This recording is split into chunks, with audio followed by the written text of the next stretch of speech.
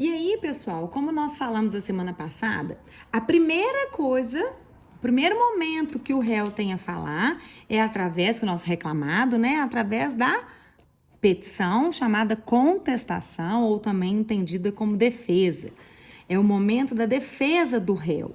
E neste episódio, o réu, ele precisa se defender de todos aqueles argumentos trazidos na petição inicial, mas ele também tem que se anunciar, ele tem que se apresentar ao juízo.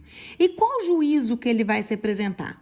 Quando nós conversamos lá a respeito da peça processual, ficou determinado que a 18ª Vara do Trabalho de Belo Horizonte é quem foi a privilegiada, vamos dizer assim, deste processo. Então, quando nós falarmos excelentíssimo senhor doutor juiz da 18ª Vara do Trabalho de Belo Horizonte, Minas Gerais.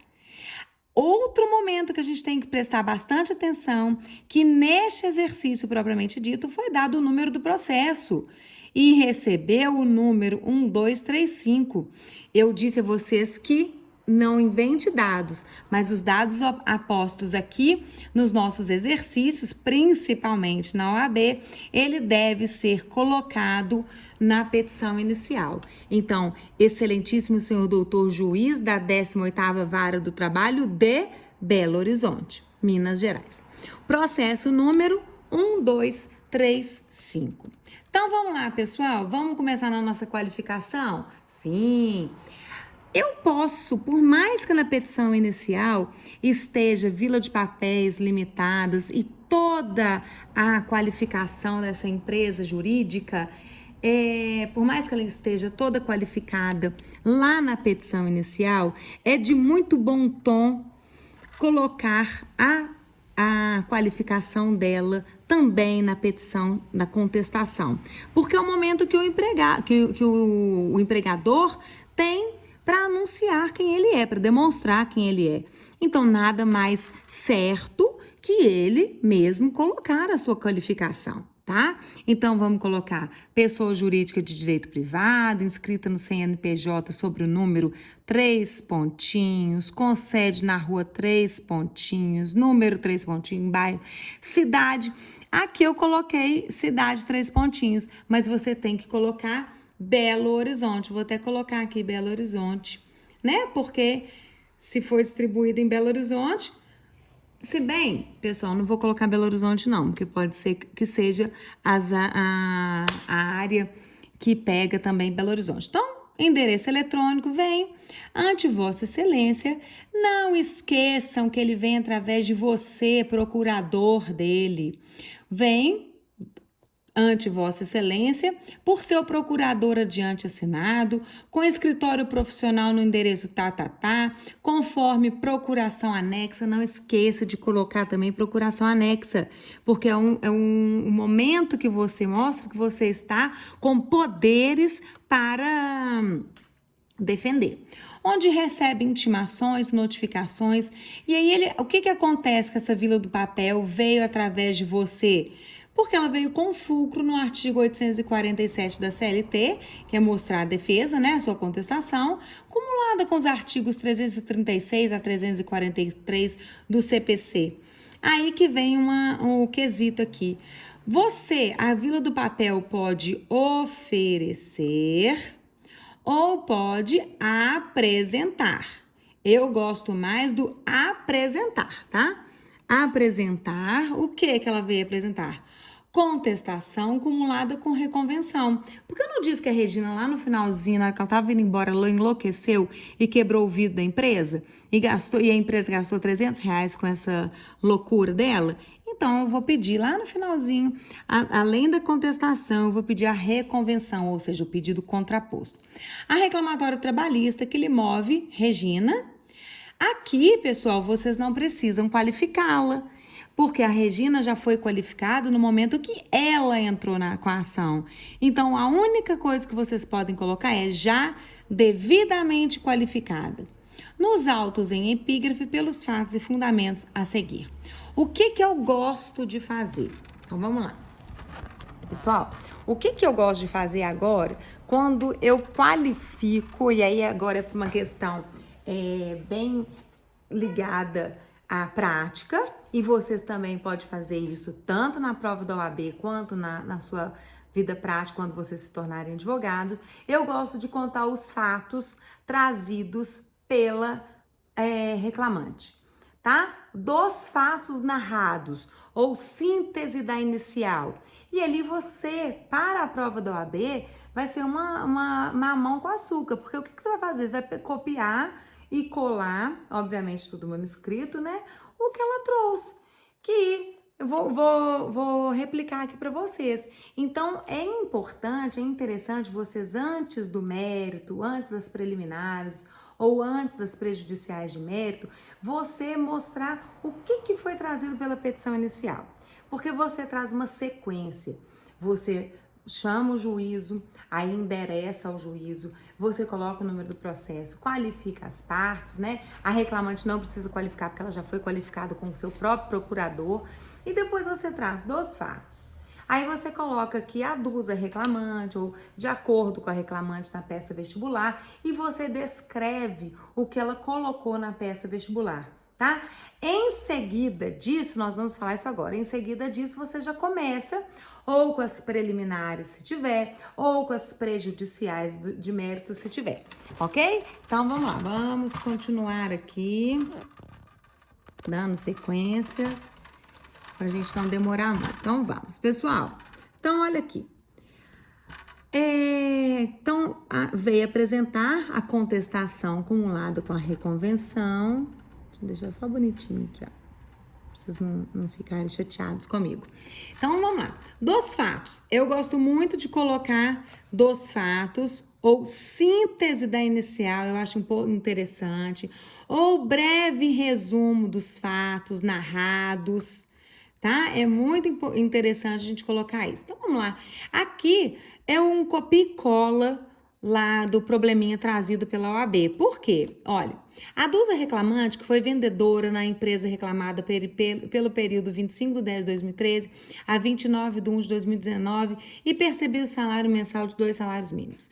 Pleiteia o pagamento de adicional de periculosidade na razão de 30% sobre os salários base, alegando que 2 vezes por mês coloco tudo.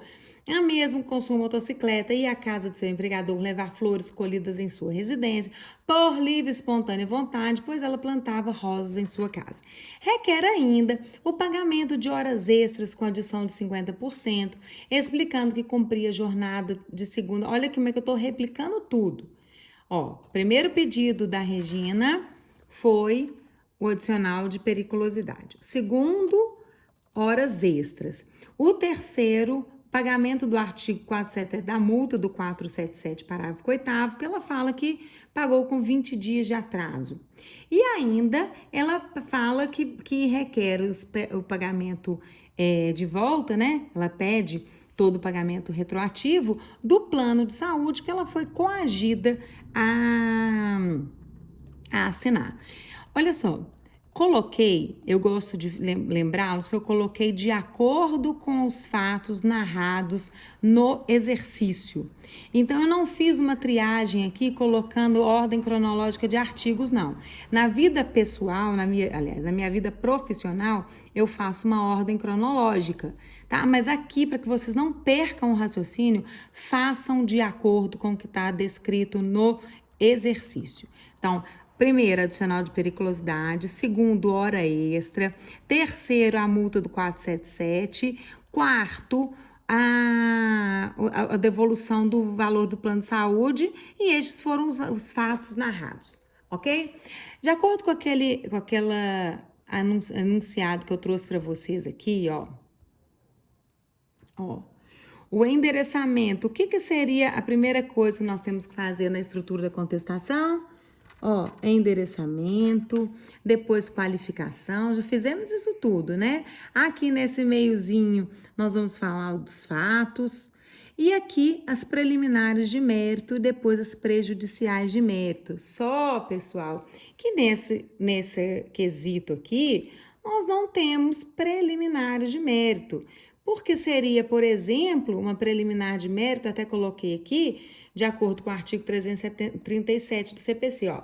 No presente caso, não há preliminares de mérito, mas vamos imaginar que já existisse uma ação idêntica. Estaríamos diante da litispendência, que está positivado no artigo 337 do novo CPC. Entendemos por litispendência, o Instituto, está sem acento aqui, que evita que causas idênticas com as mesmas partes, causa e pedido, sejam analisados ao mesmo tempo pelo Poder Judiciário diferente.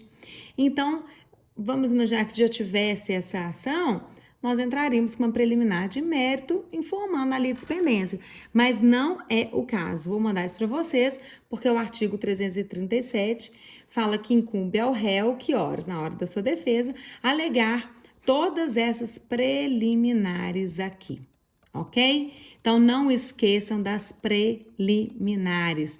A litispendência, quando se repete a ação que está em curso. A coisa julgada, quando se repete a ação que já foi decidida por decisão transitada de julgado. Uma ação é idêntica à outra quando possui as mesmas partes. Então, cuidado com essas matérias aqui. A segunda oportunidade aqui de falar de uma prejudicial do mérito trazido pela Regina vai ser a nossa prescrição.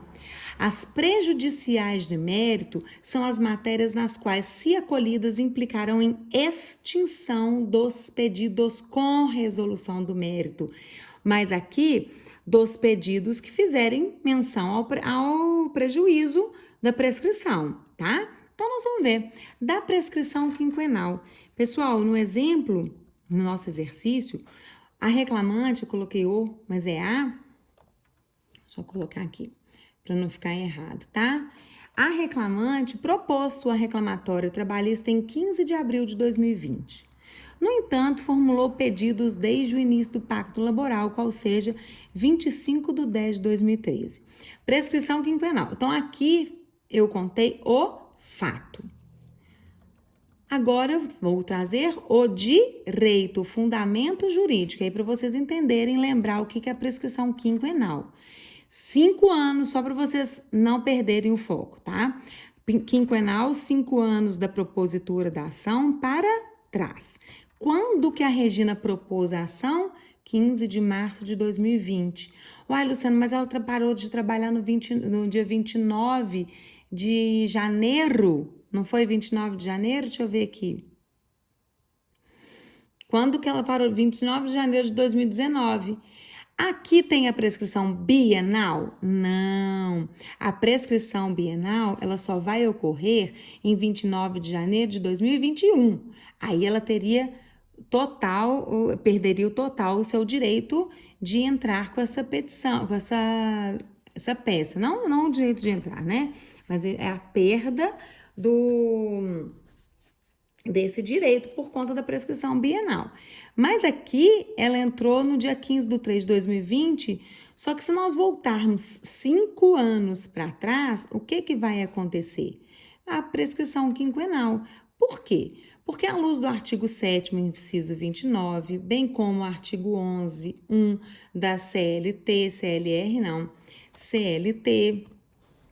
em súmula 308 do Tribunal Superior do Trabalho, atenta à eventual impossibilidade de reconhecer de ofício a prescrição, porque na Justiça do Trabalho nós temos que anunciar a prescrição, ante a peculiaridade dos seus princípios, considerando a distribuição da reclamatória trabalhista em 15 de 3 de 2020, forçoso concluir que estão prescritos os pedidos formulados pela reclamante anteriores a 15 de 3 de 2015. Porque 2020, 2019, 2018, 2017, 2016, 2015. Então, a data da propositura não foi em 2020? 5 anos para trás, temos em 2015.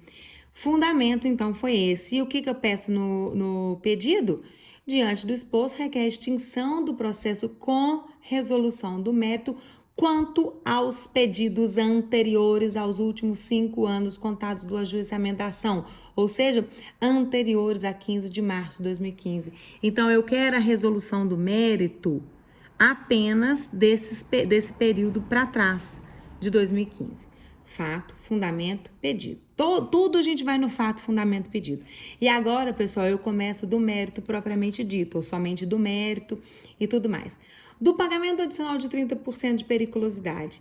Aqui, o fato, eu replico o que ela disse lá em cima, que merece os 30%, que ela ia 2 vezes por mês entregar flor através da motocicleta, que vocês vão ver lá no artigo 71, que desde o ano de 2014, o motociclista, artigo 71, tô ficando doida. No artigo 193, o motociclista tem o direito, o trabalhador empregado, ele tem direito ao recebimento adicional de periculosidade no valor de 30%, tá? Só que a gente viu que era esporádico e, além do mais, ela não trabalhava nesta função. Então, você conta o fato, você fundamenta, parágrafo 4º, artigo 193, e faz o pedido. Sendo assim, a improcedência do pedido é obrigação que se impõe por não estar embasado legalmente, tá? Então, aí foi a primeira contestação a ser feita do primeiro pedido da Regina.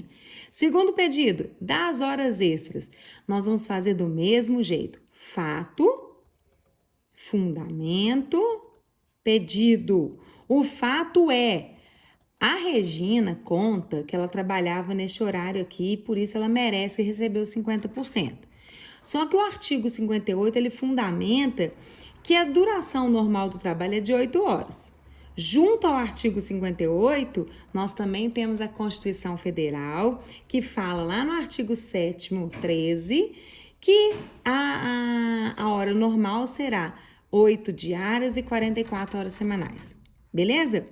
E ainda, lembra, por favor, que no próprio exercício veio dizendo que lá a raiz da empresa havia apenas 7 funcionários? Pois é, neste momento você traz para a Regina a obrigação Hã? O que vocês acham? Demonstrar a veracidade de que ela fazia esse horário.